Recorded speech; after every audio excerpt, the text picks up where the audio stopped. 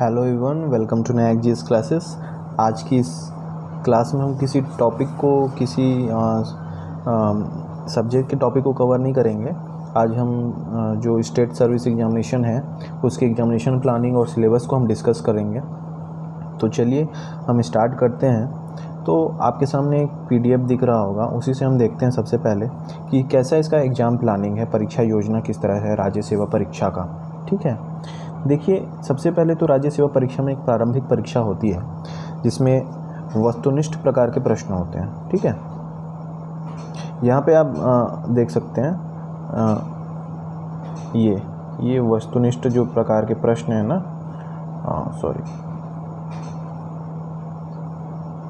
ये जो वस्तुनिष्ठ प्रकार का प्रश्न है ना, यहाँ पे ये वस्तुनिष्ठ प्रकार का प्रश्न होता है यहाँ पे। तो उसी को हम देखते हैं कि क्या क्या होता है। वस्तुनिष्ठ प्रकार का प्रश्न होता है तो दो प्रश्न होते हैं, दोनों ही प्रश्न अनिवार्य होते हैं। ठीक है, दोनों प्रश्न अनिवार्य कैसे होते हैं? पहला प्रश्न होता है जो जनरल स्टडीज़ का होता है, सामान्य अध्ययन का होता है। ठीक है, दूसरा प्रश्न होता है योग्यता परीक्षा। पहला प्रश्न स्कोरिंग होता है, मतलब आप जितना स्कोर करते हैं उसी पे मेरिट लिस्ट बनती है, और दूसरा क्वालिफाइंग होता है। ठीक है, दोनों में 100 प्रश्न होते हैं। एक प्रश्न 2 नंबर का होता है, इस प्रकार से 200 नंबर का एक एक प्रश्न होता है। इसके लिए 2 घंटे का समय दिया जाता है, जैसे कि आप देख सकते हैं यहाँ पे 2 घंटे का जो है कि समय दिया जाता है। ये रहा है, ये 2 घंटे का समय।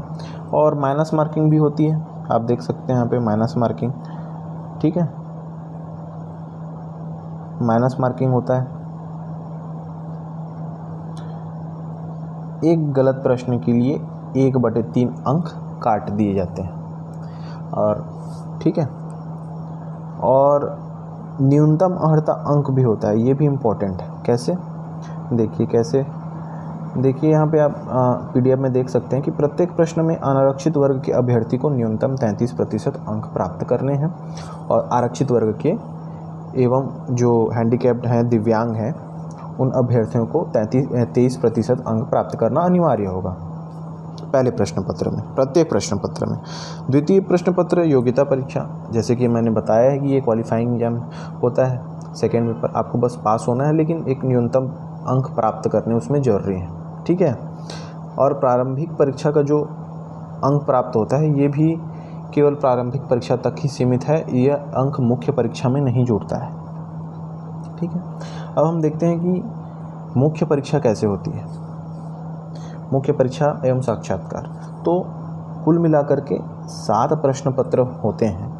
प्रत्येक प्रश्न के लिए 3 घंटे का जो है कि समय दिया जाता है। ठीक है, 3 घंटे का समय देते हैं, 3 घंटे का। ये देखिए, हर प्रश्न के लिए आपको 3 घंटे का समय दिया जाएगा, और प्रत्येक प्रश्न 200 नंबर के होते हैं। इस प्रकार से जो टोटल नंबर हो जाता है ना, 1400 नंबर का होता है। अब हम देखते हैं कि पहला प्रश्न पत्र क्या है। पहला प्रश्न पत्र है आपका भाषा, फिर दूसरा प्रश्न पत्र है निबंध। ठीक है, दूसरा प्रश्न पत्र है निबंध। ठीक, तीसरा है सामान्य अध्ययन 1।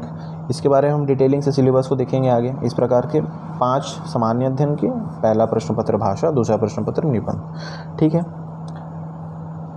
और कैसे इसका अंक विभाजन होता है उसको भी हम आगे देखेंगे। इस प्रकार फिर साक्षात्कार है, वो 150 नंबर का होता है। ये जो लास्ट एग्ज़ाम हुआ है उसका हो रहा है, जो अभी कंडक्ट हो रहा है उसका ये नोटिफिकेशन है, उसी से हम आगे डिटेलिंग कर रहे हैं। ओके, इस प्रकार से टोटल जो है 1550 अंक टोटल अंक हैं। इसी पे मुख्य परीक्षा जो है पूरा एक मेरिट लिस्ट तैयार होता है, ये अंक जुड़ते हैं, और इसी पे आगे इंटरव्यू के लिए, साक्षात्कार के लिए बुलाया जाता है। ठीक है, अब हम देखते हैं मुख्य परीक्षा में जो किस प्रकार के प्रश्न उत्तर होते हैं। तो लघु उत्तरीय प्रश्न होते हैं, मध्यम उत्तरीय प्रश्न होते हैं, और दीर्घ उत्तरीय प्रश्न होते हैं। यहाँ पे आप देख सकते हैं। ठीक है, ये ये वाला पॉइंट, ठीक है, लघुत्तरी, मध्यम और दीर्घोत्तरी, ठीक। और फिर देखते हैं हम लोग कि प्रारंभिक परीक्षा के आधार पर मुख्य परीक्षा के जो चिन्हांकित अभ्यर्थियों को मुख्य परीक्षा के सभी 7 प्रश्न पत्रों में शामिल होना। अगर आप किसी एक प्रश्न में अनुपस्थित रहते हैं तो आप डिस्क्वालीफाई हो जाएंगे, ठीक है। इस प्रकार से इसमें दिया गया है। तो प्रथम प्रश्न पत्र जो है ना भाषा है, उसको छोड़कर सभी प्रश्न उत्तर इच्छा अनुसार केवल हिंदी अथवा अंग्रेजी में दिया जाएगा। किसी प्रश्न पत्र में उत्तर हिंदी और अंग्रेजी में अंशतः नहीं दिया जाएगा, ठीक है ना। पहला प्रश्न पत्र भाषा है वो हिंदी में ही रहेगा, जैसे हिंदी है, छत्तीसगढ़ी है, और अंग्रेजी है, ये उसी भाषा में रहेंगे, ठीक है। अब उसके बाद जो प्रश्न पत्र हैं, 6 प्रश्न पत्र बचते हैं, वो हिंदी इंग्लिश दोनों में रहेगा, ठीक है। दूसरा प्रश्न पत्र है निबंध का। 2 प्रकार के 2 भाग होंगे। पहला तो एक अंतर्राष्ट्रीय स्तर पे और राष्ट्रीय स्तर के निबंध होंगे, और दूसरा जो है राज्य स्तरीय निबंध होंगे, राज्य के मुद्दे होंगे। इसमें से प्रत्येक भाग में 4 विकल्प दिए जाएंगे। 2 भाग हैं तो प्रत्येक में 4 विकल्प दिए जाएंगे। उनमें से आपको 2 विकल्प पर समस्या समाधान, निबंध का भी एक प्रारूप है, उसी प्रारूप पर आपको एक निबंध लिखना है, जो साफ साफ यहाँ पे दिया गया है। यहाँ पे आप देख सकते हैं, ये साफ साफ ये दिया गया है कि ये रहा, है ना। 2 विकल्प पे कारण, वर्तमान स्थिति, आंकड़ों सहित समाधान। 750 शब्दों में निबंध आपको लिखना होगा। ये देखिए, लगभग 750 शब्दों में निबंध आपको लिखना होगा 2 विकल्प पर। प्रत्येक भाग में 4 विकल्प दिए रहेंगे, 2 पे आपको निबंध लिखना है। अब देखते हैं कि किस प्रकार के प्रश्न रहेंगे, ठीक है। प्रश्न किस प्रकार से रहेंगे उसको देख लेते हैं। तो 5 खंड होंगे टोटल, खंड, ठीक है। खंड 1, खंड 2, खंड 3, खंड 4 और खंड 5, इस प्रकार से 5 खंड रहेंगे, ठीक। पहला खंड कैसा रहेगा? इसमें 22 प्रश्न रहेंगे, ठीक।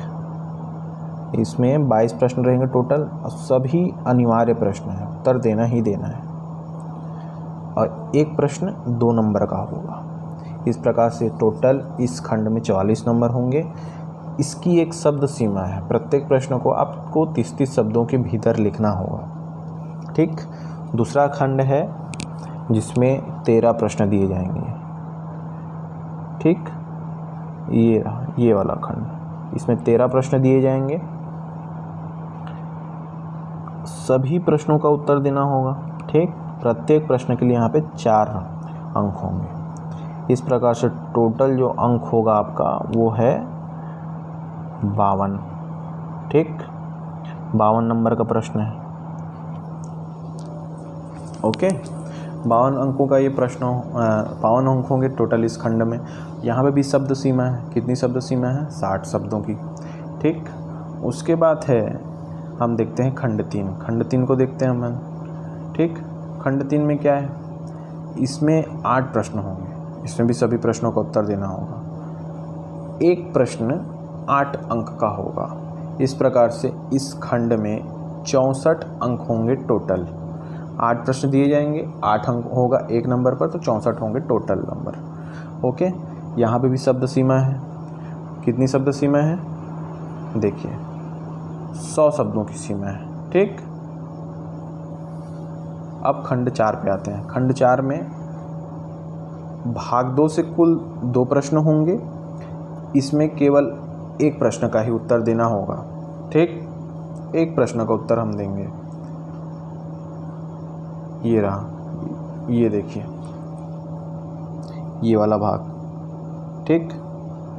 तो ये वाला भाग में आपको भाग 2 से 2 प्रश्न देंगे और एक प्रश्न का ही उत्तर देना होगा।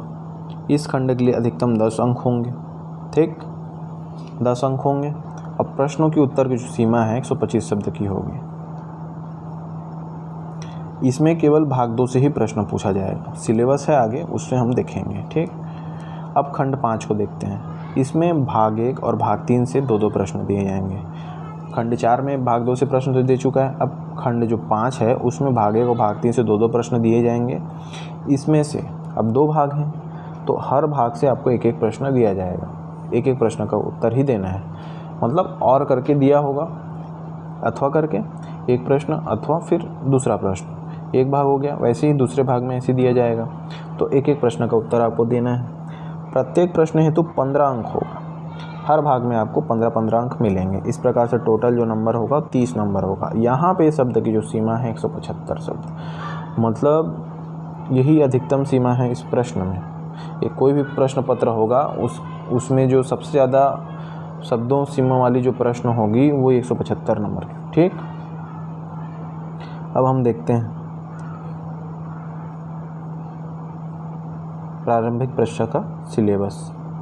ये हम देखते हैं प्रारंभिक प्रश्न का सिलेबस देखते हैं अपन। ये है सामान्य अध्ययन। सामान्य अध्ययन में देखते हैं, जैसा कि हमने बता चुका, इसमें भी 2 भाग हैं। पहला भाग है, दूसरा भाग। पहला भाग में 50 प्रश्न, दूसरा भाग में 50 प्रश्न। पहले भाग में राष्ट्रीय स्तर के मुद्दे होंगे, दूसरे भाग में राज्य स्तरीय प्रश्न होंगे। ठीक, एक गलत उत्तर पर 1/3 अंक काटा जाएगा और सही होने पर 2 अंक दिया जाएगा। तो जो भाग 1 है वो सामान्य अध्ययन होगा राष्ट्रीय स्तर का, जिसमें हम भारत के इतिहास के बारे में पढ़ेंगे। भारत के इतिहास के बारे में पढ़ेंगे। ठीक, उसके बाद भाग 2 जो सब पॉइंट है वो भारत का जो भूगोल है, भौतिक, सामाजिक, आर्थिक भूगोल। फिर हम पढ़ेंगे भारत के संविधान को पढ़ेंगे, राज्य व्यवस्था, भारत की अर्थव्यवस्था के इकोनॉमिक्स को पढ़ेंगे, जो जनरल साइंस और टेक्नोलॉजी है उसको पढ़ेंगे। फिर भारतीय दर्शन, कला, साहित्य, संस्कृति को पढ़ेंगे। जो करंट अफेयर्स हैं, स्पोर्ट्स हैं, उसके बारे में पढ़ेंगे। ठीक है, इस बार इस संबंध में प्रश्न पूछे जाएंगे और इन्वायरमेंट से प्रश्न पूछे जाएंगे। अब हम भाग 2 में आते हैं। ठीक, भाग 2 में क्या है? भाग 2 में जो है छत्तीसगढ़ का जो इतिहास है टोटल स्वतंत्रता आंदोलन तक, फिर छत्तीसगढ़ का जो भूगोल है, फिर छत्तीसगढ़ की जनजाति साहित्य, संगीत, नृत्य, कला, संस्कृति, मतलब जो लोकल यहाँ का राज्य स्तरीय कल्चर है उसके बारे में हम जानेंगे। फिर जो छत्तीसगढ़ का ट्राइब है, जनजातियाँ, उसके बारे में पढ़ेंगे। उनके संबंधित विशेष परंपराएं, तीज, त्यौहार, उनसे संबंधित जितनी भी चीज़ें हैं। ठीक, फिर हम छत्तीसगढ़ के इकोनॉमिक्स को पढ़ेंगे, फॉरेस्ट के बारे में पढ़ेंगे, एग्रीकल्चर के बारे में पढ़ेंगे। फिर हम लोग छत्तीसगढ़ का जो एडमिनिस्ट्रेटिव जो हिस्सा है, मतलब जो ढांचा है, उसके बारे में पढ़ेंगे। प्रशासनिक ढांचा, पंचायती राज, बहुत इंपॉर्टेंट है ये, ऐसे प्रश्न होते हैं। फिर छत्तीसगढ़ में जो उद्योग हैं, ऊर्जा है, जल, खनिज संसाधन, इससे संबंधित प्रश्न के बारे में पढ़ेंगे इस सिलेबस में। फिर छत्तीसगढ़ की जो समसामयिक घटनाएं हैं कल, उसके बारे में हम पढ़ेंगे। ओके, तो ये चीज़ें हैं जिसके हम पढ़ेंगे। ये प्रश्न पत्र 1 था, स्कोरिंग है, और इसके प्रश्न से ही जो प्रारंभिक परीक्षा का जो मेरिट लिस्ट बनता है, इसी के आधार, इसी के भाग 1 जो प्रश्न पत्र 1 है उसी के नंबर के आधार पर मेरिट लिस्ट बनता है। अब हम प्रश्न पत्र 2 की बात करते हैं। योग्यता परीक्षा, 100 प्रश्न होंगे, 200 नंबर का। प्रत्येक सही उत्तर पर 2 अंक दिए जाएंगे और प्रत्येक गलत उत्तर पर 1/3 अंक काटा जाएगा। ठीक, और इसका सिलेबस को जो हम देखते हैं, तो सबसे पहले जो पहला सिलेबस है वो है संचार कौशल, दूसरा है तार्किक विश्लेषण क्षमता, तीसरा है निर्णय निर्माण, डिसीजन मेकिंग, समस्या निवारण, problem solving skills, general mental ability, है ना, न्यूमेरिकल जनरल, फंडामेंटल जो न्यूमेरिकल वर्क है, एबिलिटी है। कक्षा 10वीं के स्तर का होता है, लेकिन इससे थोड़ा ऊपर लेवल का भी आता है, लेकिन सामान्य प्रश्न होते हैं जिसे बनाया जा सकता है। हिंदी भाषा का ज्ञान, छत्तीसगढ़ी भाषा का ज्ञान, तो एक प्रकार का ये अच्छा एक सिलेबस है योग्यता परीक्षा के लिए, जो उसको हम देखते हैं।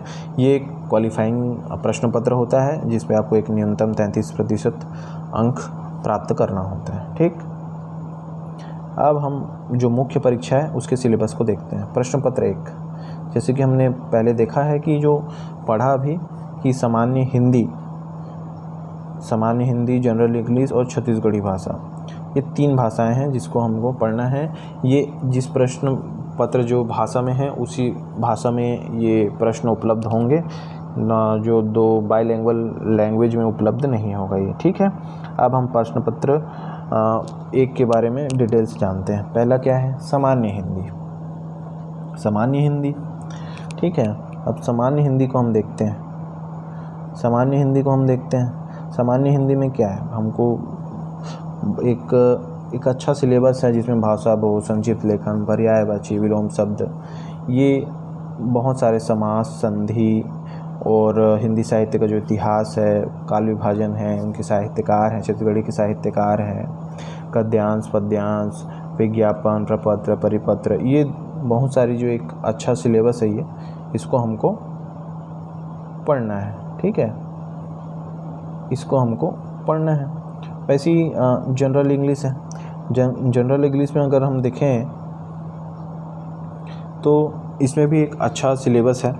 ठीक है, अच्छा सिलेबस है। कॉम्प्रिहेंशन है, precis writing, rearrangement, correction of sentence, synonyms, antonyms, filling the blanks, correction of spellings, vocabulary and uses, idioms, phrases, tenses, prepositions, active voices and passive voices, parts of speech, ये सब हमको देखना है। अब हम देखते हैं छत्तीसगढ़ी भाषा।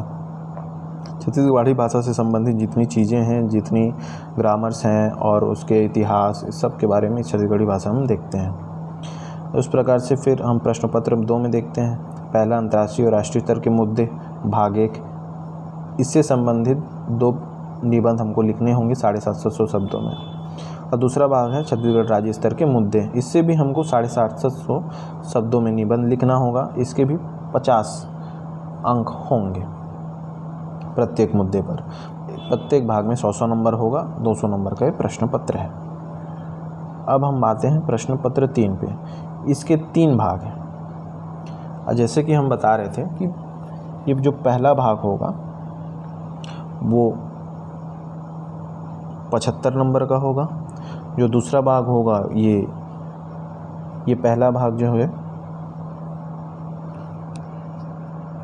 ये है 75 मार्क्स का, और जो दूसरा भाग है ये 50 मार्क्स। ठीक, और ये जो तीसरा भाग है ना, और ये जो तीसरा भाग है ये फिर 75, ये 50, ये 75। इस प्रकार से टोटल 200 नंबर का ये प्रश्न पत्र है। ठीक, तो पहला वाला जो भारत का इतिहास है, जिसमें प्रागैतिहासिक काल, सिंधु सभ्यता, फिर जितना भी इधर 1857, उसके बाद गांधीवादी युग, विभिन्न प्रकार के जो स्वतंत्रता आंदोलन हुए उनसे संबंधित पूरा भारत का इतिहास है ये। फिर संविधान और लोक प्रशासन पढ़ना है हमें। मूलभूत संविधान के सिलेबस को हमको पढ़ना है। लोक प्रशासन से भी संबंधित चीज़ों को हमको पढ़ना है इसमें। और तीसरा भाग है छत्तीसगढ़ का इतिहास। छत्तीसगढ़ के इतिहास से संबंधित चीज़ों को हमको इसमें पढ़ना है, उससे संबंधित प्रश्न होंगे। अब हम बात करते हैं प्रश्न पत्र 4 की, जो है सामान्य विज्ञान। पहला भाग जो है, जैसे कि हम जान रहे हैं, पहला भाग 75 नंबर का है, दूसरा भाग 50 नंबर का है, तीसरा भाग 75 नंबर का है।